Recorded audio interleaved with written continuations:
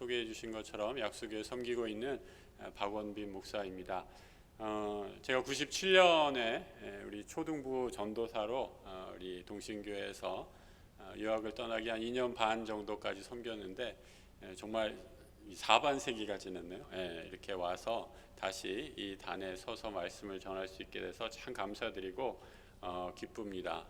이렇게 그때 신대원 시절이었는데 신학대학원 다니면서 첫 사역지가 우리 동신교회였는데 제가 뭘 알았겠어요? 잘 모르고 여러 가지 실수도 많았는데 우리 그 당시에 함께 섬겨주셨던 초등부 부장 선생님 또 여러 교사 선생님들에게 참 큰 사랑을 받고 오늘 제가 여기 있지 않나라는 생각이 듭니다. 그리고 늘 우리 동신교회 하면은 제 첫 목회지여서 그렇고 우리 또 약수교회의 이응선 우리 원로 목사님께서 동신교회에서 사역을 하시다가 또 담임 목사로 부임을 하시게 돼서 그 이후에도 동신교회에 대한 여러 가지 아름답고 귀한 소식들을 듣고 있었습니다. 여름 성경학교 때만 되면 여기 완구시장 골목에 가서 여러 가지 성경학교 준비했던 그 기억이 새록새록합니다. 오늘 이렇게 귀한 단에 서서 하나님 말씀 나눌 수 있게 돼서 너무너무 기쁘고 감사합니다. 오늘은 이 요한복음 20장에 있는 말씀을 통해서 의심과 확신이라는 제목으로 함께 말씀을 잠시 나누고 은혜 받는 시간 갖도록 하겠습니다. 예수님이 십자가에 달려 돌아가실 때 제자들이 아주 큰 슬픔에 쌓이게 됐죠. 제자들은 예수 그리스도께서 이제 자신들의 모든 압제와 또 로마로부터 받았던 서름을 한꺼번에 다 물리쳐 주시고 해방을 이루어 주실 것이다 라고 이렇게 기대를 했습니다. 나름 정치적인 메시아 또 해방자로서 힘을 갖고 이 땅에 오신 주님이 그럴 만한 능력이 충분히 있다라고 생각을 했는데 예수님 막 병도 고치고 죽은 사람도 일어나시는 그런 능력을 본 제자들은 아주 한껏 기대에 부풀었는데 우리 주님이 십자가에서 너무나도 연약하게 무기력하게 돌아가시는 것을 보면서 큰 절망에 빠진 것을 보게 됩니다. 여러분, 그 당시에 예수님과 함께했던 제자들이 느꼈던 배신감, 공포, 슬픔들, 이 모든 어려움들이 20장 19절에 아주 간단하게 이렇게 묘사가 되어 있어요. 이날 안식 후 첫날 저녁 때에 제자들이 유대인들을 두려워하여 모인 곳에 문을 닫았다라고 이렇게 말하고 있죠. 이 제자들은 자신들이 있는데 방문을 꼭꼭 걸어 잠그고 있었습니다. 유대인들 또 군인들에게 발각이 될까봐 두려워하고 있었고 너희들도 예수의 제자가 아니냐라는 그런 고소를 당할까봐 두려워 떨면서 문을 꼭꼭 걸어 잠그고 있었습니다. 제자들은 이때 이미 부활하신 주님을 만나지 못했지만 막달라 마리아로부터 주님이 부활하셨습니다라는 그런 소식을 들은 후였습니다. 그런데 여러분 이상하지 않아요? 주님이 부활하셨다라는 얘기를 듣고도 제자들은 부활하신 주님의 그 귀한 메시지를 들었는데 여전히 방문을 꼭꼭 걸어 잠그고 두려움 가운데 떨고 있다라는 거죠. 한마디로 말해 부활 신앙에까지 아직 이르고 있지 못했음을 보여주고 있습니다. 이 사람은 자기가 무엇에 관심을 갖는 것 또 보고 싶은 것만 본다라고 이렇게 얘기하죠. 심리학적인 용어로 확증 편향이다라고 이렇게 얘기합니다. 내가 이렇게 한번 생각하면 다른 아무런 정보, 그 내가 믿는 것과 반대되는 사실과 정보들이 아무리 많이 접해져도 내가 그저 보고 싶은 대로, 내가 그저 믿고 싶은 대로만 본다라는 거죠. 어려운 이론 설명할 것 없이 여러분 우리 아이들 집에서 키우는 아이들 TV를 볼 때 한번 생각해 보면 되겠어요? 아이들 여러분 만화 영화 볼 때 엄마 아빠가 야 이거 테라 저거 테라 하면 엄마 아빠가 이렇게 말씀하시니까 TV 딱 끄고 그렇게 하겠습니다 순종하겠습니다 이런 자녀들 있으신가요? 그런 아이도 별로 없는 것 같아요. 한번 TV에 꽂히면 밖에서 무슨 전쟁이 난다고 할 정도로 해도 자기가 보고 싶은 것 그 TV에 정말 꽂혀서 집중하고 다른 모든 것들을 다 잊어버리는 것을 보게 됩니다. 제자들도 그랬던 것 같습니다. 예수님이 고난과 부활, 이제 예수님 사역에서 얼마나 중요한 말씀입니까? 하지만 죽었다가 다시 살아나시겠다라는 이 말씀, 제자들의 상식과 그들이 갖고 있는 지혜를 뛰어넘어서 벗어난 내용이었습니다. 제자들은 그래서 예수의 말씀 가운데 자신들이 듣고 싶은 것, 이해하고 싶은 것, 자신들의 귀에 좋게 여기는 것에만 집중했던 것이죠. 예수는 부활의 말씀을 다 망각하고 또 부활의 주님을 기다리지 못하고 있는 제자들, 이들이 어떻게 믿음의 확신한 세계로 들어갈 수 있었을까? 믿지 못하는 상태를 의심이다라고 이렇게 얘기하죠. 여러분 혹시 지금 이 자리에 예배하시는 분들 가운데 내가 믿지 못하는 신앙에 있어서 혹은 성경 말씀 가운데 의심이 되는 구절이 무엇인가 떠오르는 것이 있습니까? 왜 믿지 못하십니까? 한번 생각해 보시기 바랍니다. 의심에는 여러 가지 이유가 있습니다. 내 경험과 상식 체계와 어긋나기 때문에 그것에 맞지 않으면 현대인들은 믿지 않겠다라고 이렇게 얘기하죠. 말씀을 쉽게 거부하는 이유이기도 합니다. 여러분, 우리 기독교 신앙의 근거가 어디에 있을까 한번 생각해 보시기 바랍니다. 어떻게 하면 우리 안에 끊임없이 솟아나오는 이런 의심을 물리치고 믿음의 길로 나아갈 수 있을까? 제가 어렸을 때부터 함께 자라던 우리 친구가 있는데 이 친구는 성경 말씀이 다 믿어진다고 그러더라고요. 저는 학교에서 그때 막 이 생물 시간에 진화론 배우고 우리 생물 선생님이 이게 성경에 있는 창조는 다 거짓말이야 라고 이렇게 얘기하면서 가르치시는데 지금 굉장히 혼란이 됐어요. 그래서 막 이 정말 진화론이 맞는가, 성경에 있는 창조론이 맞는가 이렇게 고민하면서 제 친구한테 한번 물어봤어요. 야, 너는 이거 다 믿어지냐? 선생님이 이렇게 학교에서 가르치는 거랑 우리가 지금까지 배웠던 주일학교에서 배웠던 내용과 너무 다르잖아. 어떻게 너는 이게 다 믿어지니? 그러니까 그 친구가 이렇게 대답하는 거예요. 나는 다 믿어져. 학교에서 배우는 것은 그냥 시험 보기 위해서만 잠깐 공부하면 되고 나는 그냥 다 믿어. 이렇게 얘기하더라고요. 그래서 얼마나 부러웠는지 모릅니다. 전 막 그때 의심을 갖고 회의가 들고 여러 가지 갈등 가운데 있었는데 그 친구는 다 믿어진다라는 거예요. 우리 기독교 신앙의 특징은 무엇일까 한번 생각해 봅니다. 우리 신앙 교육의 중요성이 어디에 있습니까? 기독교 교육은 단지 지식, 지혜만을 전수하는 것이 아니라 우리의 내면, 우리의 삶을 변화시키는 지식의 근본이다라고 이렇게 얘기합니다. 빌립보서 3장을 보면 사도 바울이 빌립보 교우들에게 편지하면서 너희는 나를 본받으라라고 이렇게 말씀하고 있죠. 여러분, 사람이 누군가에게 상대방을 향해서 나를 본받으라라고 말하는 것 보통 자신감이 있지 않으면 불가능한 말 아닙니까? 바울이 나를 본받으라라고 말한 것 내가 완벽하기 때문에 너희들이 무조건 나를 따르라라는 그런 말이 아닙니다. 내가 주님을 따르는 그 열심, 주님이 십자가에 나타나셔서 부활하시고 나의 구세주 되었던 그 주님을 따라가는 열심을 너희는 본받으라라고 이렇게 말하는 것이죠. 본받으라라는 말은 그래서 지식이나 말로만 이루어지는 것이 아니라 행동과 실천이 수반될 때 말할 수 있는 내용이죠. 우리 가정에서 아이들, 우리 양육하시는 부모님들은 너무나 잘 아시리라 생각합니다. 요즘 아이들은요, 예전에 우리 순진하고 착해서 아이들이 이렇게 접하는 것이 없을 때, 제가 어렸을 때만 해도 그랬던 것 같아요. 우리 부모님들이 이렇게 말씀하시면 알겠습니다라고 이렇게 순종했는데 요즘 아이들, 우리 여기 우리 학생들, 청소년들도 함께 계시는데 우리 청소년분들 어떠신 것 같아요? 우리 부모님들이 뭐라고 얘기하면 우리 집 딸도 그러더라고요. 엄마 아빠도 못하면서 왜 나한테 그래? 이렇게. 우리 아이들이 그렇더라고요. 그래서 요즘에는 정말 아이들 앞에서 신앙교육을 한다라는 거 얼마나 힘든지 모르겠습니다. 바울이 나를 본받으라라고 했을 때 이는 그냥 지식만 전하는 것이 아니라 자신의 삶과 인격을 보여주면서 이를 따르라라고 이렇게 얘기하는 거죠. 신앙은 단순한 지식의 문제가 아니라 논리적으로 머리로 이해하는 것이 아니라 삶으로 실천으로 보여주는 것이기 때문입니다.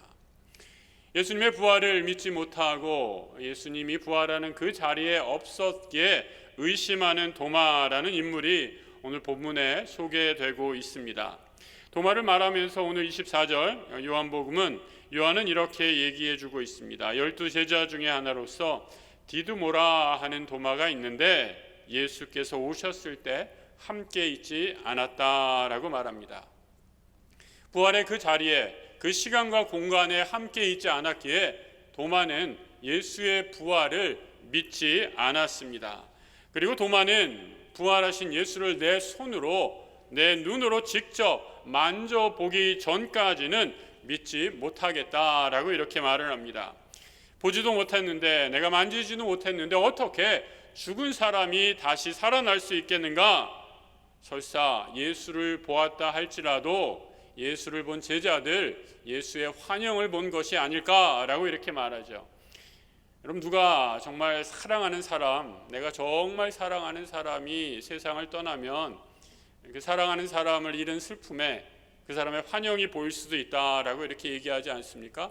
아마 예수의 제자들도 예수의 환영을 본 것이다 라고 이렇게 도마는 생각했을지도 모릅니다. 그리고 자기가 이런 생각을 하는 것이 지극히 합리적이고 이성적이다 라고 이렇게 생각했을 것입니다. 그런데 주님은 이렇게 의심하는 도마를 꾸짖으시거나 나무라지 않으시고 오늘 26절 이하에서 이렇게 말씀하십니다. 여드레를 지나서 이 7일, 일주일이 지났다라는 거죠. 일주일 동안 도마가 계속 의심하고 하나님을 믿지 못하고 부활하신 주님을 믿지 못하고 있을 때, 제자들이 다시 집안에 있을 때 도마도 함께 있었다라고 말합니다. 그리고 이때도 여전히 제자들은 문을 꼭꼭 닫아두고 있었다라고 말합니다. 그때 예수께서 오사 이르시되 너희에게 평강이 있을지어다 하시고 도마에게 이르시되 내 손가락을 이리 내밀어 내 손을 보고 내 손을 내밀어 내 옆구리에 넣어보라. 그리하여 믿음 없는 자가 되지 말고 믿는 자가 되라. 부활하신 예수를 직접 만나보고 의심 많은 도마는 그제야 모든 의심이 다 사라지게 됩니다. 도마는 이전에 자신의 머리로서만 예수를 믿고 이해하려고 했습니다.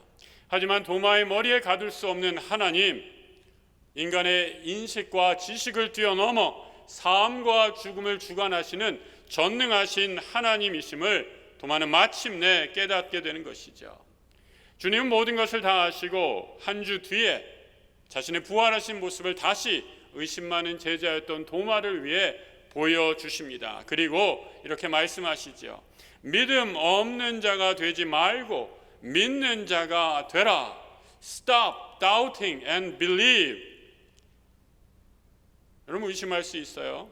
여러분, 우리 청소년기에 우리 학생들 함께 예배 드리는데 여러분 의심할 수 있습니다. 우리 주님이 성경 말씀 다 못 믿어도 혼내시거나 그런 분이 아닙니다. 저도, 목사인 저도 여러분만한 나이 때 참 의심을 많이 했습니다. 그런데 우리가 꼭 잊지 말아야 할 것이 있습니다. 하나님은 우리의 생각과 사고를 뛰어넘어서 이 세상을 창조하시고 우리를 위해 독생자 아들 예수 그리스도를 보내주신 하나님이라는 사실입니다. 이 사실을 망각하면 우리의 신앙은 늘 의심과 회의 가운데 머무르게 됩니다. 그래서 부활하신 예수님은 의심을 그치고 믿어라 라고 말씀하고 있죠. 예수님의 말을 들은 도마는 아마도 베드로가 가이사랴 빌립보에서 했던 고백 이후에 가장 위대한 고백이 아닌가 생각합니다. 주는 그리스도시요 살아계신 하나님의 아들입니다 라는 베드로의 고백에 이어서 오늘 유명한 고백을 하고 있죠. 주님은 나의 주시요 나의 하나님이십니다. 나의 주 나의 하나님이란 고백, 도마가 마침내 예수를 하나님의 아들로 보는 영적인 영안이 활짝 열렸음을 의미합니다. 주님은 동화의 의심에도 불구하고 부활하신 주님의 몸을 직접 보여주시고 그 의심을 물리쳐 주십니다. 그리고 믿음을 부어주시지요. 나의 주 나의 하나님이라는 도마의 고백은 이제 내 삶의 주인이 더 이상 이전에 나를 지배했던 내 경험, 내 지식이 아니라 오직 주 예수 그리스도 한 분이심을 고백하는 놀라운 선언입니다. 나는 이제 더 이상 이 세상의 주인이 아닙니다. 그래서 안목의 정욕을 쫓아 하나님보다 더 좋아하는 세상의 자랑도 쫓아가지 않겠습니다. 예수만이 나의 주, 나의 하나님이십니다.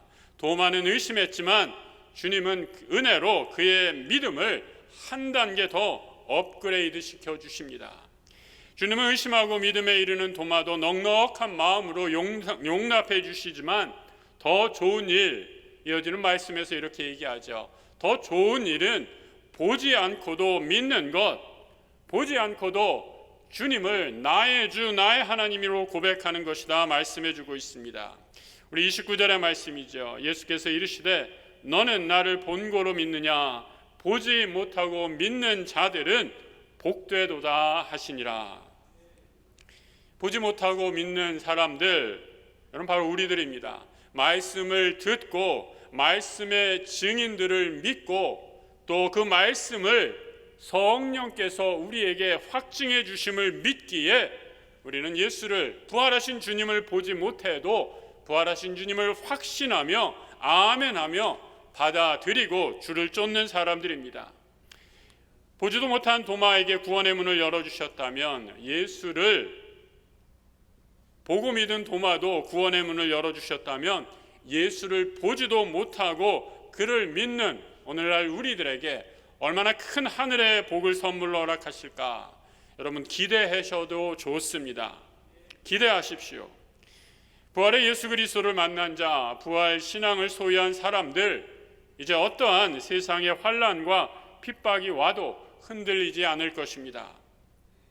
저 죽음의 어둠을 넘어서 영원한 하나님 나라의 기쁨과 소망을 소유한 사람들이기 때문이죠.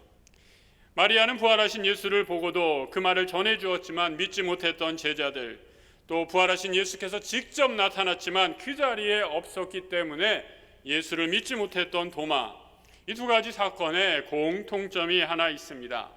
19절과 26절을 보시면 이 제자들이 다 문을 꼭꼭 닫고 있을 때 우리 주님이 그들에게 나타나셨다라는 것입니다. 누구도 믿을 수 없었기에, 자기의 생명이 위협을 받았기에 이들은 문을 꼭꼭 닫고 있었습니다. 서로 믿지 못했고 그래서 마음의 문마저도 꼭꼭 닫고 있었습니다. 이렇게 두려워하고 믿음을 잃어버린 제자와 도마에게 우리 주님은 똑같이 말씀하시고 있으시죠. 너희에게 평강이 있을지어다. 너희에게 평강이 있을지어다.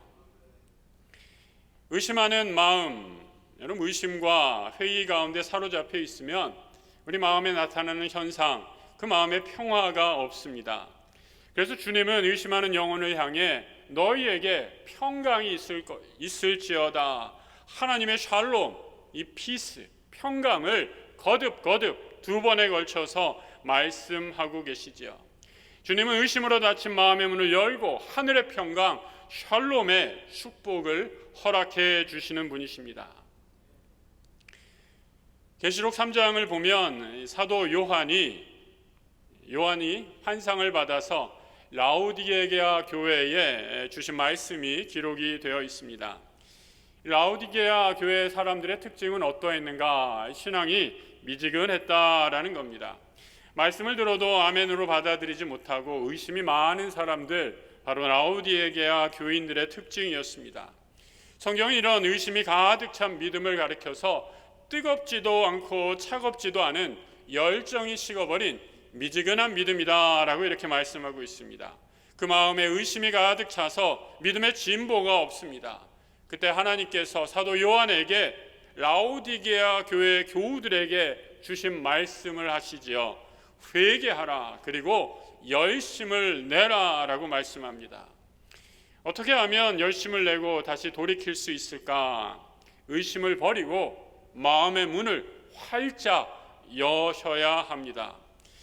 요한계시록 3장 20절에 이렇게 말씀하고 있지요. 볼지어다 내가 문 밖에 서서 두드리노니 누구든지 내 음성을 듣고 문을 열면 내가 그에게로 들어가 그로 더불어 먹고 그는 나로 더불어 먹으리라. 우리가 전도할 때 흔히 사용하는 구절인데 성경의 문맥을 따라, 이 요한계시록 3장의 문맥을 따라 쭉 읽어보면 사실은 이 말씀은 교회 공동체를 위해 주신 말씀입니다. 특별히 어떤 공동체에게 주신 말씀이냐? 의심이 가득 차고 믿음이 식어버리고 열정을 상실해버린 교회에 주신 하나님의 음성입니다. 회개하고 마음의 문을 열라. 그리고 첫사랑의 열정을 회복하고 주와 더불어 먹고 주님과 더불어 살라라고 말씀하시는 것입니다. 함께 예배하는 우리 동신교회 성도 여러분, 오늘 이 자리에서 우리의 모든 의심 물리치고 부활하신 주님을 만나게 되시기를 축복합니다. 우리의 모든 의심이 하나님을 나의 주, 나의 하나님이라고 고백할 때 함께 예배드리는 우리 모든 하나님의 자녀들, 하나님 나라의 일꾼으로 우뚝 세워지는 귀한 일꾼들 되시길 우리 주님의 이름으로 축복합니다. 기도하겠습니다.